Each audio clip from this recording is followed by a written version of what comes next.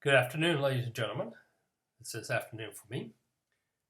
You guys may be looking at this at 3 o'clock in the morning, I don't know, but let's go ahead and start.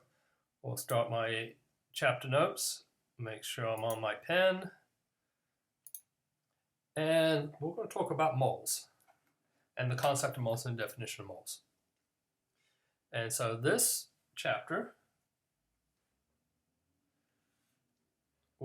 come back here.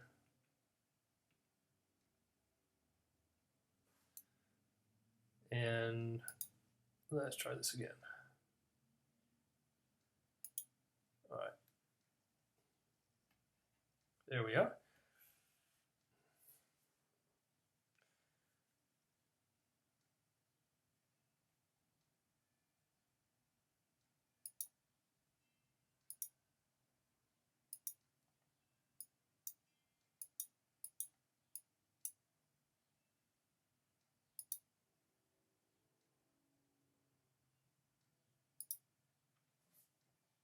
Okay, take two.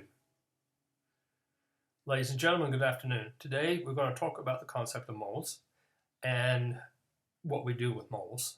And it's not the animal that you think, is actually a term in chemistry. And we're going to talk about a little bit of background first that you need. We talked about in the first semester. We're going to need to bring that up to now and have you guys work on this. And we're going to get more in depth as we continue for that the next couple of weeks. So let me make sure everything's working right. There we go. My pen's working. So let's go to the first slide. Last semester, we worked with something called dimensional analysis. We used it in chapter 1 and a little bit later on, but it was not as much as we did in chapter 1. And we use a conversion factor as a fraction, meaning that we want to have something, one measurement equal to a measurement or value in another unit, and we can divide the two to come up with a fraction. And we can use it with two-step problems or maybe more. And this is what we're going to work with today. So when we have a value of 1 unit that's equal to another one in another unit, and we've got some examples of this. We've got 1 inch is equal to 2.54 centimeters. And what we have, and let me write this down, this is what we call imperial measurement. And this is what we use here in the United States. And this, of course, is metric. Now, in science, we call this the SI system. And it's something in French. This is the French version initials, called System International, or International System. And we call it metric. And there's some slightly differences between metric and system and SI units, but we'll get to those when they show up. Now, there's another way if we're using within the system, for like the example, 1,000 meters equal to 1 kilometer, or 12 inches is equal to 1 foot. These are all these are conversion factors.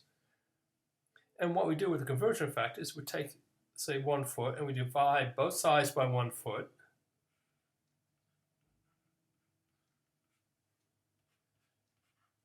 And that's going to be equal to 12 inches over 1 foot, and that's equal to 1. A lot of teachers would like to say we're multiplying by 1 when we use dimensional analysis, because we're actually not changing the measurement. We're changing the units, and we may be changing the magnitude of that measurement in the unit that we want. But in reality, we're not actually changing the actual measurement. And this is a hard concept for a lot of students to understand. So what I did was made a ratio of the factor. And I want to point out is that these two ratios are actually the same thing. It's the same conversion factor. 1 inch is equal to 2.54 centimeters, or 2.54 centimeters equal to 1 inch. Both of those come from the relationship of 1 inch is equal to 2.54 centimeters. Now, both of those are equal to 1. So if we have 1 inch, we're going to convert it to 2.54 centimeters, and that 1 inch is always 1 inch. Same thing down here when we convert kilometers to meters. We're just multiplying by 1,000. This is something you learned in elementary school or middle school, and there are various ways that you got methods you use to convert the units from back and forth. But in chemistry, we're looking for this relationship because I want you guys to understand this and learn how to use this so we can go on in chemistry and actually do some little bit more harder mathematics with this. Now, when you have two or more steps, like we have here, we want to convert 1200 inches to meters. And this is what we call two-step problems. You got three fractions. Here's our initial data, 1200 inches. Our first step is to multiply this by 2.54 centimeters equal to 1 inch. So what we're going to do, and I'll show you right here, is that these inch and these inches will cancel. So we have left is centimeters. And then we're going to take the centimeters and cancel with this one because we want 1 meter is equal to 100 centimeters. Now, what I want you to do is a lot of students will forget that these are actually multiplication in between the signs, in between the parentheses. So this times this times this equal to this. There's no equal sign in between here. And a lot of mistakes students do is they take 2.54 times 100 because they're cross multiplying. And you'll get the wrong answer because you're actually dividing by 100. So what we're going to do is we're going to multiply across the top first. And this is, if you get confused, do this step first. So 1200 times 2.54. So what I did was took these two numbers and multiplied. And I got 3048. Now I got 1 times 1 times 100. So I'm going to divide this by 100. Now, what I should get as my final answer is 30.48 meters. And that's my answer. So I'll multiply across the top to get this answer. Everything on the bottom. Now there may be numbers under here besides 1. And then I divide to get 30.48. Now here, where did this one come from? This is what I call holding place.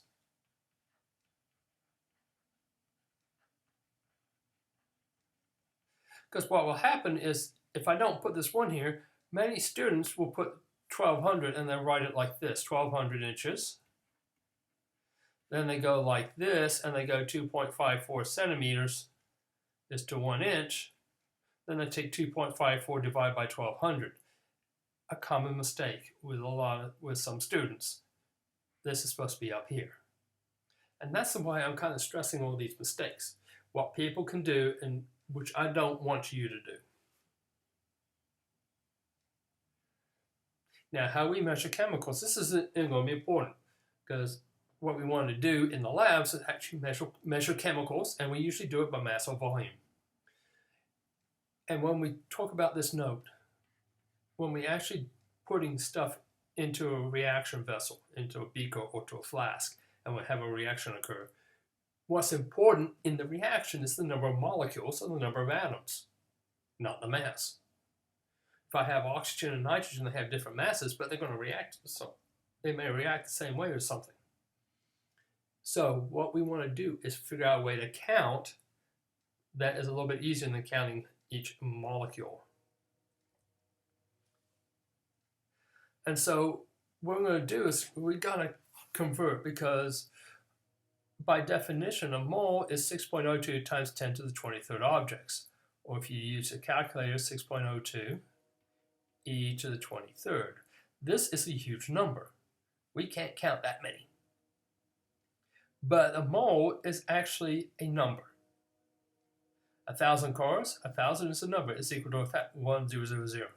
And here with this relationship, 1 mole of cars is 6.02 times 10 to the 23rd cars. This is the concept we're trying to get on this slide. This number is equivalent to mole. So this and this are interchangeable. Very important. Now what we're going to do is we're going to use this as a model to convert things. Now, if we have 0.26 moles of silver, use dimensional analysis to cancel out the moles. Moles cancel, and we have atoms. So this mole is equal to this many atoms. And the thing is, with this 6.02 times 10 to the 23rd, it could be atoms, it could be molecules, it could be nails, it could be whatever we're looking for. Whatever we're looking for. So 1 mole of silver is equal to this many atoms of silver. And when we do the multiplication through, the moles cancel, and we have 1.56 times 10 to the 23rd atoms of silver. And we can go backwards. Again, this is what I like about dimensional analysis. We're getting rid of things that we have, atoms, and we want to have moles as our answer. Convert atoms to moles. So we have 5.26 times 10 to the 22nd atoms, multiplied by the fraction of 1 divided by 6.02 times 10 to the 23rd. And this is just a simple division. So 5.26 times 10 to the 22 times 1 is this number right here, and we're going to divide by this one. And if you notice, I have 9.33 times 10 to the minus 2 moles of gold. Or if I write it for what your calculator should say, if you use scientific notation, to the minus 2. Sorry about that, that is an E. This is just an example of how to work these. And I'll have another presentation of how to do some examples of the problem sets I'm going to give you this week. Now we've got this number of moles. Now we're going to convert to mass. And the reason why is that we measure by mass.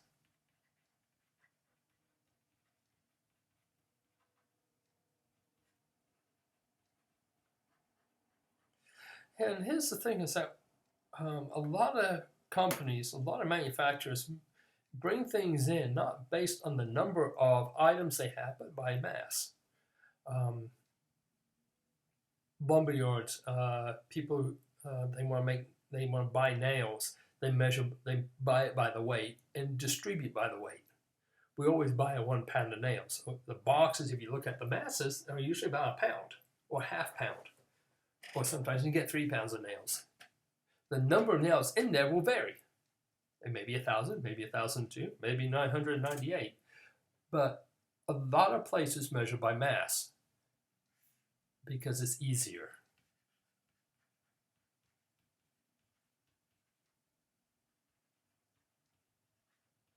And chemists do the same thing because we can't count atoms. There's too many. It'll take us a long time.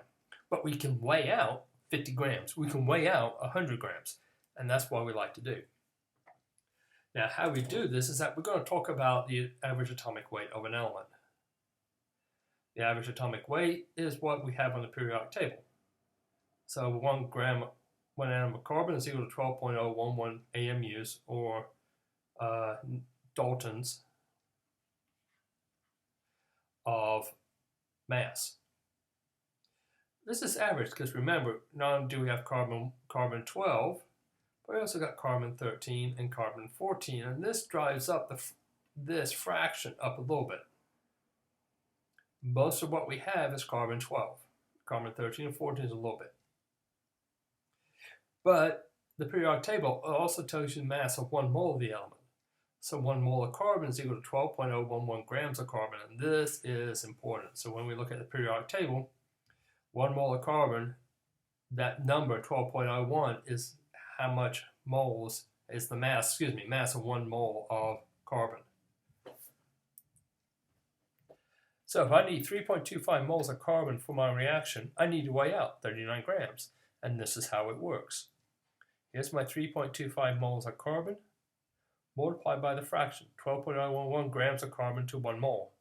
This is my conversion factor.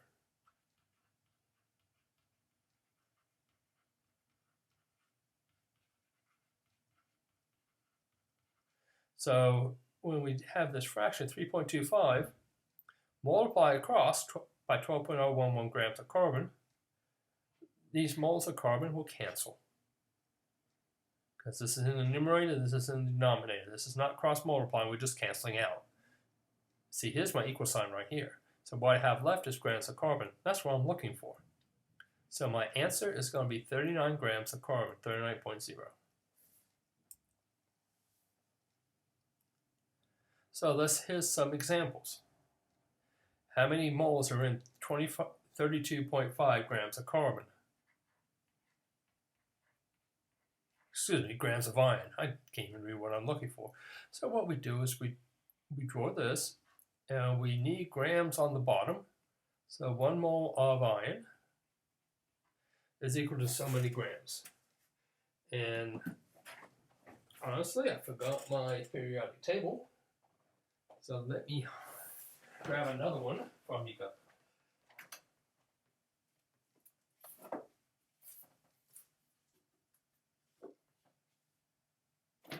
And you wonder why I have a force? Because I'm looking for my chemistry book. Now you guys can look at this online, or whatever you need to do to find the answer. But iron has a molecular weight of 55.85.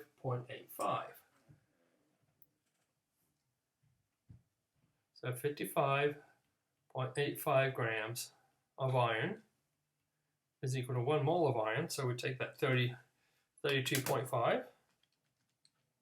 Then we divide it by 55.85. And we're going to have 0.582 moles of iron. And this is how I want you to write this out. This is the work I'm looking for on the test. I'm looking for this. The value, our first piece of data, the conversion factor, and the answer with the proper units. Make sure you use your units.